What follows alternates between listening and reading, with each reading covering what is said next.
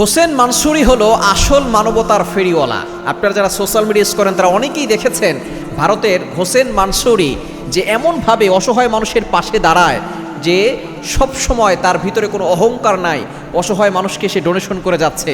শুধু তাই নয়, যারা অসহায় মানুষ তাদের সাথে একবারে মিশে যাচ্ছে। আমরা অনেকে কিন্তু দান করি, কিন্তু আমরা অসহায় মানুষের সাথে একবারে মিশে যাই না। কিন্তু হোসেন মানসুরি তার ভিতরে কোনো অহংকার নাই, সে একেবারে গরিবদের সাথে, অসহায় মানুষ যারা আছে তাদের সাথে একেবারে মিশে যায়। এবং অসহায় মানুষরা যেই খাবারগুলো খায়, পচা খাবার অনেক সময় খায়, সেই খাবারগুলো সে অনেক সময় খেয়ে ফেলে। শুধু তাই নয়, সে নিজেই বলে দিয়েছে যে দান করলে কখনো কমে না, এটা আল্লাহ তাআলা আরও বাড়িয়ে দেন। এবং সে বলছে তার মূল টার্গেট হচ্ছে যে সে ক্ষুধার যন্ত্রণা এটা নিবারণ করতে চায়। কাউকে সে ক্ষুধার তো এটা দেখতে পারে না।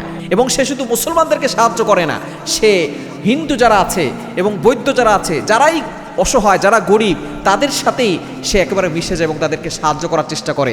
এবং মানুষ না, পশুদেরকেও, বিশেষ করে গরু, তারপরে বানর যারা আছে, এদেরকেও সে অনেক সময় খাবার খাওয়ায়। সে বলেছে যে আমার মূল টার্গেট হচ্ছে এই ক্ষুধার যন্ত্রণা নিবারণ করা। কেননা সে নিজে একটা সময় সে অনেক কষ্টের ভিতরে ছিল, খাবার নিয়ে সে কষ্ট করেছে, এজন্য সে খাবার কষ্টটা বুঝে। তার দ্বারা আমাদের শিক্ষা আছে।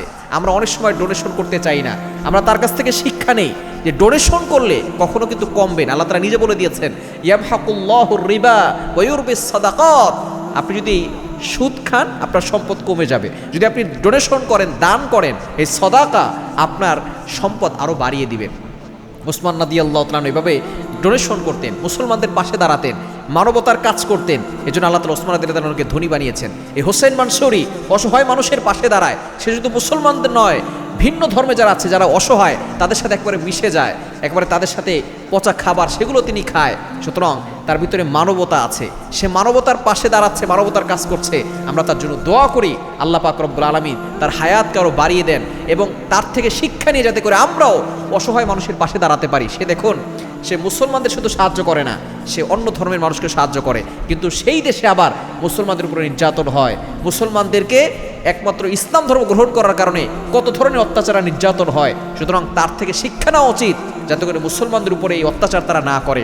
এবং তার থেকে আমরাও শিক্ষা নিব যাতে করে আমরা অসহায় মানুষের পাশে দাঁড়াতে পারি এবং মানবতার কাজ করতে পারি। এবং তার জন্য দোয়া করি আল্লাহ যেন তাকে হেদায়েতের উপর অটল রাখেন এবং আল্লাহ পাক রব্বুল আলামিন তার এই কাজের জন্য আল্লাহ তাআলা তাকে জান্নাতের ব্যবস্থা করে দেন।